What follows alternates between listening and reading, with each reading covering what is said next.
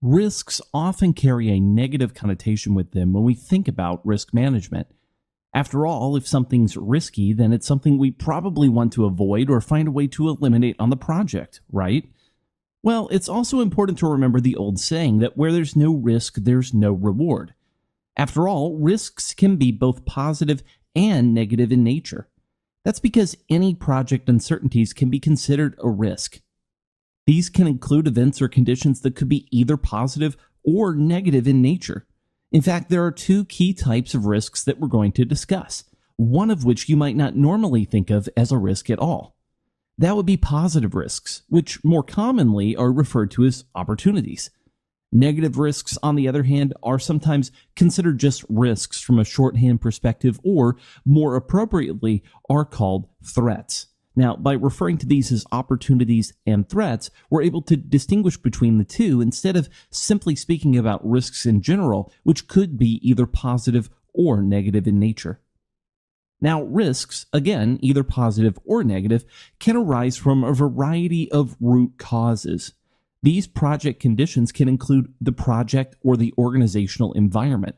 Now, think, for example, about the members of your team and some of the organizational norms that might apply to how that team operates. There can be some advantages to this approach, but I'm sure you can also think of some negative areas or potential areas of risk that could emerge within the way that your team is structured and how it's able to operate and the environment it operates within.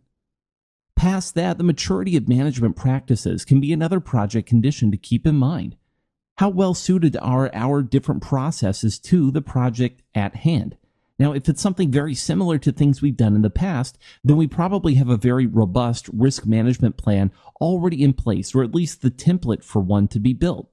That's because we've been here, we've done this before. We know the sort of uncertainties that we're most likely to run into on the project, and we probably have been able to experiment with some level of success with how we should respond to these in order to either mitigate threats or to capitalize on opportunities. The integration of management systems can be another place. After all, if our systems aren't very well integrated, we could have different communications breakdowns. We could lack the ability to effectively take all of the different elements of a project schedule and cost and so on and analyze them as a group to identify potential weaknesses and more. So how well integrated all of our different platforms and tools might be is important here as well. Furthermore, dependencies between different activities on a project can certainly lead to both threats and opportunities. In some cases, we might be able to move through work faster based on dependencies, whereas in others, if a certain risk factor were to arise on an earlier activity, it could end up delaying the entire project or making it impossible to finish. Finally, external factors can come into play as well. In project environments where we work with third-party procurement sources, or we have a particularly active client or customer who is helping to serve almost in a joint venture role with us on the project, then we're not in complete control of our project's team and of the project's outcome.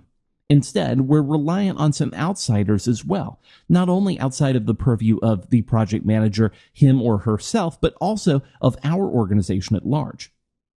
Now, all of these sort of root conditions can lead into a variety of causes for risk. Among these could be requirements.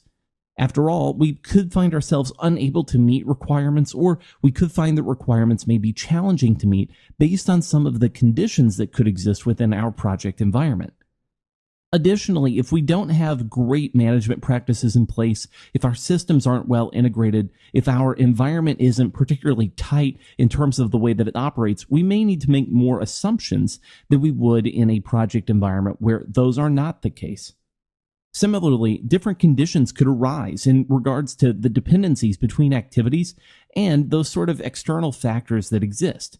And these sort of conditions, either contractual or operational in nature, could lead to some more threats and opportunities. Finally, there could also be constraints on the way that we are able to accomplish project work that could also lead to different risk factors arising. If we had free rein to simply produce our project as we saw fit, we might not have as much of an issue completing the work. However, having to meet those organizational norms or be in compliance with different external factors and respect the dependencies between different activities can lead to some constraints in the way project work is accomplished and, in turn, lead to additional potential for risk. Now, each of these causes can have impacts on different areas of the project. Most importantly, different risk factors can impact the scope of our project, requiring us to perhaps reduce the scope, or in turn, if we need to expand the scope of the project, it could have additional cascading impacts on areas like cost, as well as schedule. After all, if a threat arises and we need to match that by increasing the scope of our project, then that could lead to additional cost and schedule time as well. Think about, for example, if we run into an area where a feature simply isn't working very well, and we need to build in a failsafe that wasn't part of the initial plan. In so doing, we're almost certainly going to run out the budget and take more time. Finally, we could also have an impact on the quality and the performance of the project's end product as well. If we're not careful in the way that we address risk factors, should they arise, we could have lesser quality than we expected. Or, in the case of a positive opportunity, we could end up with a more highly performing or higher quality output than we had initially planned for.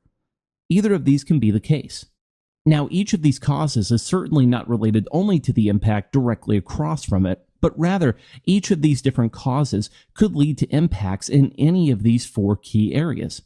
After all, a change in requirements or uncertainty about what those requirements might be could lead to changes in the schedule or to changes in the quality and performance of our end product.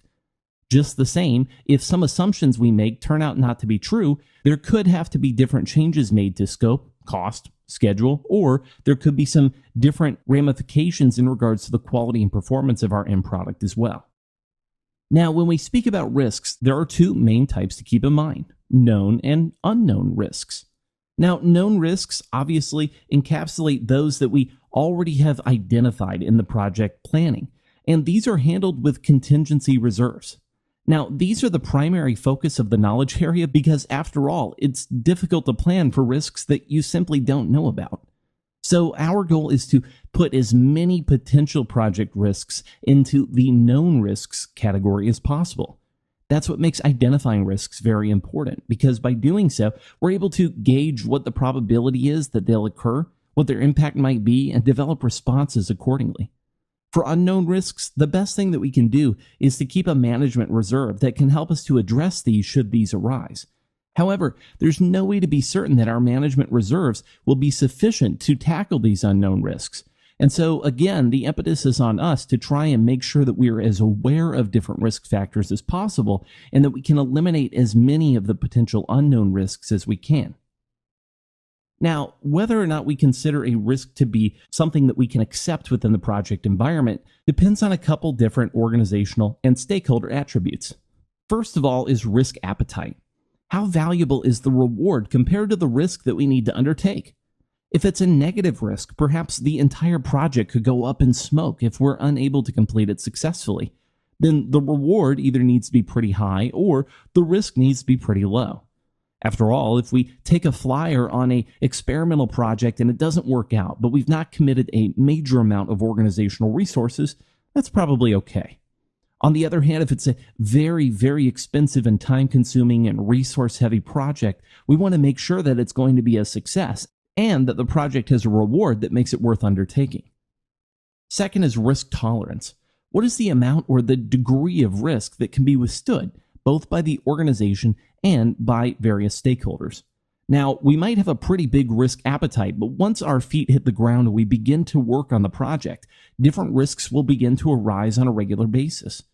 To what degree are we going to be able to withstand this, or at some point are we going to pull the plug on the project simply because so many risks have arisen? This is why it's important to try and identify risks early on so that we avoid an area where we simply become intolerant to risks that continue to arise. By having a better idea of what type of risks there may be up front, we're able to plan accordingly and have a solid expectation of what the project should look like as it continues to unfold. This can help to make sure that we keep our risk tolerance in check. Finally, what's our risk threshold? In other words, what level of impact or uncertainty is considered intolerable? Now, this is different from tolerance because when we talk about tolerance, we're talking about what the potential cumulative impact of various risks coming to pass might be, or how likely all of those risks might be and how they kind of pile up together. On the other hand, with the risk threshold, we're looking at what level any individual risk might encapsulate in terms of both impact and probability. That means that we need to have a specific response in place, or we need to have a specific type of response, a certain level of comprehensiveness in the way we plan our responses, and so forth. Now, we want to tackle each of these different acceptance factors through the different risk management processes. First, we're going to outline how risk management should be conducted on the project overall. We'll identify different techniques that we're going to use both in discovering risks as well as in analyzing them, and then continuing with active management of these risks once project work has begun. Following this, we'll work on identifying risks. We want to discover and document as many of these potential project risks as possible. Nothing will help to guide our risk tolerance, risk threshold, and our point of view generally on whether risk can be considered acceptable more than understanding what the different threats and opportunities might be and how those balance out in comparison to the benefits we expect from undertaking the project. We'll catalog as many risk characteristics and attributes at this point as possible as well. So if we have a good idea of our impact or the probability of a risk coming to pass, then we'll go ahead and catalog it here. If not, we want to continue on to the next two processes. First is performing qualitative risk analysis. We'll seek to sort and prioritize our project risks based on the type of damage that they could do or the type of benefit they could have, as well as how likely they might be to occur. Once we have this general sense in mind, we want to perform quantitative risk analysis on a subset of our overall identified risks. Here, we'll judge which ones need further analysis and try to quantitatively place a number on the impact that the risks can have on the project. How much can they cost? How much would they set us back from a schedule point of view? How likely are they to occur? We want to derive these kind of specific projections of cost and schedule implications at this point. Next is to risks. Now, some may not require a response. In that case, we'll simply be able to let those stay on a watch list that we'll continue to keep an eye on as work progresses. In other cases, we may need a very comprehensive strategy, contingency plans, and different sorts of decisions that we already would have in place before we've even begun project work that we know we're going to follow should those risks arise. We want to generate plans that can either reduce or mitigate threats, as well as plans that can help us enhance or take advantage of opportunities that we've identified that could arise. Too often, teams make the mistake of thinking that once a plan to handle a risk is in place, their work is done. However, it's important to ensure that we put the effort forth necessary to actually implement that risk response correctly. We need to make sure that we put these risk-related plans and changes into action and work to minimize threats and maximize opportunities through our implementation of these risk responses. Central to this is assigning a risk owner who will take us across the finish line in terms of ensuring that our risk response is actually implemented, as well as considering some of the different ways that our schedule and our budget might be impacted by changes to our project plans made once these risk responses are meant to be put in place.